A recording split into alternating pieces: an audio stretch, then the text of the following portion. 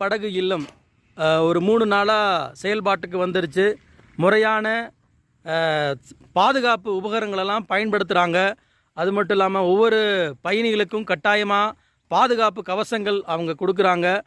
அது மட்டும் இல்லாமல் இங்கே வந்து பாதுகாப்பு நபர்களும் இருக்கிறாங்க. அதாவது ரெஸ்கியூ டீம்னு சொல்லுவாங்க. ஏதாவது ஒரு எமர்ஜென்சினா கூட அவங்களுக்கு நீச்சல் பயிற்சியெல்லாம் அவங்களுக்கெல்லாம் இருக்குது. எந்த அசம்பாவிதம் ஏற்படக்கூடாதுங்கிறதுக்காக முறையாக அந்த ஒவ்வொரு போட்டுகளையும் பராமரித்து டெய்லியும் மெயின்டெனன்ஸ் பண்ணிவிட்டு அதுக்கப்புறம் தான் பரிசோதனைக்கு அப்புறம் தான் பயணிகளை வந்து அதாவது வந்து வந்திருக்கிற விசிட்டரு டூரிஸ்ட்டு இவங்களையெல்லாம் அனுமதிக்கிறாங்க. அதனால் ரொம்ப நேர்த்தியாக இருக்குது.